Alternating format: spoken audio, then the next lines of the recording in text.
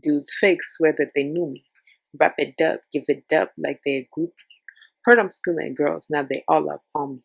All I ever wanted was the bag and the rollie. I'm taught the God trick, I ain't far from holy. Da-na-na-na-na-na-na.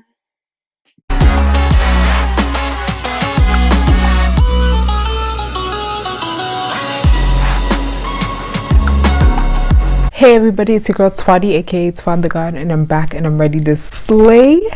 If this is your first time meeting me, fist bump, welcome to the club. If you love what you see here today, don't forget to hit the subscribe button and ring the notification bell so that you will know every single time I post. My disclaimer is that this video is not made for the weak. If you know you can't take criticism or you mass sensitive, please click out, but like and subscribe before you click out, of course. But if you are so sensitive or you want to fight me, you've been warned. So for the sake of this video, I'm going to call a local artist, maybe somebody that you know who makes music, somebody who's starting out. These are the people I'm talking to more. I'm going to be spilling some real tea in this. One thing I hate about these type of artists, these emerging new artists, is the lack of branding. Branding, in terms of the music industry, are the specific talents and perspectives that the artists use to connect with their target audience. And notice I say target audience. The problem is that branding is not just your looks and it's not your name. It has a lot to do with how you come off to the specific audience that you want to target.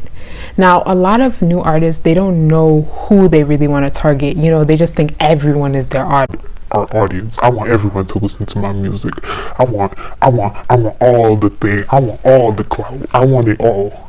That when you become an artist, you become a brand. You start to establish a brand. Any type of, even as a normal person, you have your own brand. Okay, I'm a funny person. I'm a deep person. So as an artist, it is very important to establish your brand. What do you stand for? What are you about? What do people need to think when they see you? A good brand is when people hear your name and they know exactly what you have to offer. So if we think about Target, we know we're going to get some cute stuff. We can get this, we can get that. You see, believe it or not, your faves, they don't target everybody. Even though somebody can be mainstream, that doesn't mean that everybody likes them. There's a specific group that cares more about these people than others. Okay, so that's why it's so big to establish your target audience. And I feel like a lot of artists, they don't know who they really make music for. Like, you make music for 18 to 24-year-olds. Okay, cool, but that's a very big age demographic. Do you make it for men? Do you make it for women? Do you make it for black women? Do you make it for white men? Do you make it for gay people? You need to be specific, and the more specific your audience is, the more easier it will be for you to find that target audience and cater to that audience. And then over time, you will start to grow and hit the mark. But if you out here just throwing your music, trying to see where it'll stick, ciao. The thing is the lack of originality. Okay, we already have a Little Uzi Vert. We already have a Summer Walker. We already have insert your favorite artist. We don't need you to copy exactly what your favorite artists do. When you do that, you're not adding something new. A lot of people, guys, they'll just come, they'll color their hair, color their dreads, they'll get some tattoos, maybe put a face tag, they pretend they love anime so much, and they just like, that is not, you're not original when you do something like that. Okay, you're copying what's already there, you're copying what's trending. And how are you, it's important to stay on trend, but at the same time, you have to understand that you're new. Okay, so when you are a new artist, like, we expect you to bring something new to the table. We expect you to bring a new perspective, a new personality, a new persona. Tending, like, having the same layout as like other artists and thinking like they're gonna make it. You see this a lot with female rap. Female rap, you see them, everybody wanna say, I'm a boss bitch, I'm a boss B, I'm a boss this. Be able, as listeners, we need to be able to distinguish you. And I think a good example of somebody who really did this well was Lil Nas X with Old Town Road. Like, even though some of y'all don't like that song, you think it's annoying, I think he did a good job with trying to be like a little bit original. You know, nobody had ever really done something like that before. A lot of up and coming people, you need to push the bar a little bit. If you want to make music a career, you need to push the bar. I don't know, some people, they literally be just making a song saying yeah, yeah, yeah. We already have so many songs like that. What would make me want to listen to you as opposed to listening to an artist who is bigger and better than you? If your target audience is Black women, for example, women, what are the artists that Black women like? Okay, what is the type of sound? Okay, how can I do something that is different than what I'm already hearing from the type of artist that my target audience likes? What can I do differently? With that being said, the lack of material, okay, we all have that person who will hold you at gunpoint. Listen to my song, stream my music. They'll go on Snapchat, Instagram, they'll text you. They just always stream my music. Listen to it now. God. And then finally, you're held at gunpoint. You're threatened to listen to their music. So you finally listen to it and you're like, okay, that's fine. Then you go to see it and you only see like they only have like 1 or 2 songs. Not like, you need to have enough material out there so that people can make a decision on whether they like you or not. Think about your favorite artist. Do they have only 2 songs? How would they be your favorite artist if you only had 2 songs from them? Think about artists like one-hit wonder artists. Yes, they have fans, but do they always bring them up like that because they don't have enough material that made it? You know, your favorite artist will have a lot of music that you can listen to. I'm not saying that you need to have 20 years worth of albums before you start promoting yourself, but make sure that when you are doing all this blackmailing and all this threatening and all this forcing of people to listen to your music, make sure that when I click on your page, you have music, okay? Don't just have 1 song and just be promoting that 1 song crazily. And you know what? Decision off of you based on like 2 songs. Think of your favorite artist. They don't only have 2 songs, they have a lot of songs. So make sure that you have enough material out there before you go crazy promoting yourself and asking people to come and see what you're doing. You know, everything doesn't need mass promotion. Not every little song that you do needs mass promotion. When with that being said, make sure you have good material, okay?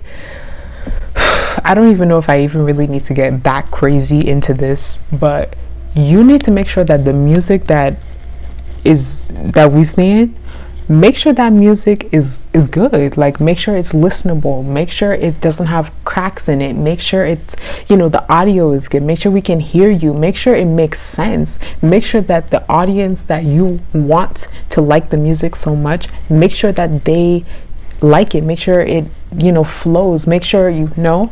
And one thing is that you can always like kind of compare, right? So make sure you know, like, is this something that I could hear on the radio? Is this something I could see people like streaming? Could, you know, think about it from a consumer's perspective. You know, understand that you don't make music for yourself, okay? When you are a content creator, like, you don't make content for yourself. Okay, like, you do it because you love it, but you don't make it for you. You make it for other people's consumption. So if you are out here making music and, you know, it's not, you're out here making music and then, you know, you are the only person that likes it and you and your friends like are the only people that like it, you have to, if you want to make sure that other people like your music. You have to have faith in your music, but at the same time, make sure other people like it too. Make sure that you are supplying the demand. Another thing that really annoys me is the social media antics. When I say this, there are a lot of local artists or like new artists or up and coming artists who really care a lot about social media likes and follows and shares. Let me tell you something, sweetie. Likes, followers, if they're helping you get a bag, they're useful. But doing all this like for like, share for share, yes, it gets you out of there, but you have to understand that you need real people who actually care about your stuff to make it. Okay, and a lot of people, you know, you're buying fake Instagram followers, you have 30K but you only get 100 likes per photo. You're only hurting yourself when you do that. You're only hurting your brand when you do that. You're hurting your engagement. You're hurting your thing when you do that. Okay, when you just buy followers, or you force people to like comment on your stuff, or you don't actually have real people listening to your stuff, how are you going to grow? Okay, and you will see how difficult it is to start from the bottom. I mean, think about it, like, to start from the bottom, because you have to get people to care about you. So you need to use your social media presence to build that. You need to find a way to get people to care about what you're doing, right? And it can be hard to promote. I'm not sitting here saying promotion is very hard, because you know there's only so much that you personally can do. But all this fake followers, fake likes, fake engagement, the likes are not going to get you anywhere. You need actual people who put money in your pocket. That's what's going to get you somewhere. The importance of it is you really have to have people who support you, and that is what you strive to build. You don't need to be mainstream, honestly, to support yourself. There are a lot of people who are not mainstream that support themselves with their music career, and it's because they really have people who are willing to buy and support them throughout their musical journey, but you need to build that. That's not something that just comes. You need to build it. You need to interact. You need to engage. But it helps if you have a target audience, like I mentioned before. It helps because you know that you can get the approval of that. All your faves have always had an audience in hand. Beyonce, it was Black women. That was the group of people who really supported her the most before other people and other races started supporting her. It was Black women. You have a demographic that you target first, and then you expand, okay? And so your social media presence should be catered so that you can target that. So you need to study the trends. It's a lot of work, and your faves do this. Like, they do this. They be scavenging. They ask their teams, hey, see what's going on, see what's going on. They might themselves might not physically be doing that, but their teams go out, their marketing be like to find it. So you have to like keep it real. Okay. The next thing is horrible live performances. Whole like set. You're not gonna have a whole budget to do like an amazing like wow pop pop pop pop pop performance. But with what you have, do the best you can. You will be surprised. This sounds like a very no-brainer, but a lot of people, they don't have any kind of stage presence or performing. You could be fumbling your bags when you get on that stage and you don't do the right thing, or you don't know how to perform, or you don't know how to sing, or you don't know how to spice it up, you don't know how to entertain a crowd, you're awkward, you're weird. You are ruining your bag every single time you do that. And I think that so many people just, like, I went to a showcase like in my university, right? And they brought like a lot of new emerging artists or people who were trying to make it. The lack of stage presence I saw, because I don't want to put them on blast, I don't even want to put the videos, but the lack of stage presence I saw, any stage presence, like, this is your craft, this is something you say you've been working on for years. How are you going to just come there and be like on the mic?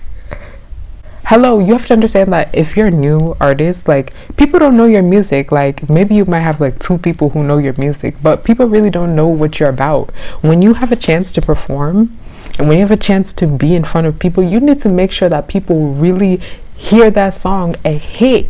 And I just feel like people just come thinking like they already have like a big audience, and then they come in all over pretentious and like, yeah, like, y'all know this song, right? No, I don't. You have to, because you never know who's in the room. You never know who really is in the room, who got influence, who got connection. So if you go on that stage and you do a bad job, you've literally fumbled your bag. When you give a bad performance, your reputation, and then you just out here just fumbling your bag. How that work? Where they do that? That's me. It's like the bad attitudes. I mean, I've met so many like pretentious, like they be thinking, I'm from the DMV, right? They be thinking they're like the Beyonce of Silver Spring. Bitch, what? Honey, like I just feel like they just be thinking like they've won 50 Grammys, they've charted #1 on Billboard. Like, relax, okay? Just relax, okay? You have work to do. All of us who say that we do content and we want to like really make it, we have work to do. Even the people who have made it still have work to do, because it takes a lot to maintain success. Be a little humble, okay? You can be excited, you can be motivated, but be a little humble, okay? I remember like I was talking to this one guy that does music, right? And he was just saying like, yeah, like all these other guys, they don't know how to do it right like me. I'm so talented. I'm this, I'm that. Like I've been doing this since I was like 10. Like, no. Like, relax. With that kind of attitude, thinking that you're so good, thinking that you're so great, how are you going to like succeed? Like, I don't see, like, you should always be open to criticism. Even me, like as a new YouTuber, I'm not gonna sit here and like say that I haven't been criticized. I'm not gonna sit here and say that everything I put out is perfect. I've had some crazy crazy videos that like that I shouldn't have posted because they weren't good. Like I've had some horrible audio issues. Like I'm not gonna sit here and act like, you know, like I'm schooling the YouTube game. I'm not. I'm humble because I know I'm still coming up. I'm still doing my thing. So I feel like a lot of local artists, like they just have this like thing, like they're so great and they're so talented. Like, you're talented, okay? But like chill out, like you know, you're not the Beyonce of Silver Spring. So the day, I just feel that a lot of like up and coming artists, like you need to understand the industry that you're joining. And this is like for anybody who's trying to do anything in life. Understand the industry that you're joining, because that will give you more power. Because let's say you do make it, let's say you do rise up in the ranks, right? You want to maintain that success. And what I've noticed that this particular industry depends on is staying up with the trends and just always keeping yourself ahead of the curve. And if you as a new artist like don't even have that mindset, you know, this is why we always see people in their contract getting messed up every 2 seconds. They didn't read their contract because they don't understand the industry that they've joined. So if you really want to be a music person, or you really want to make music and you really want to be successful with it, make sure you understand how the music industry really is and do the things that work. Now there are always going to be things like outside of like your control, and like, you know, there are things that you cannot control. You cannot control that you might not be well connected. You cannot control that opportunities pass by. Some things like colorism and ageism and sexism, some of those things like are things that you personally cannot control, right? But the things that you can control, which is your presentation as an artist, like I feel like people should just be more mindful of that, you know. And no matter how small you are, you still have like an audience, okay? You still have people who are watching you. You still have people who are seeing you. So you want to make sure it's the best at all times. So keeping a consistent and knowing what you're doing, it will only help you, at least. It won't hurt you. I'll see you. So happy streaming. I'll see you in the next video. Don't forget to like and comment and subscribe when you see this video. It means so much to me and it is free for you. And bye. Boom.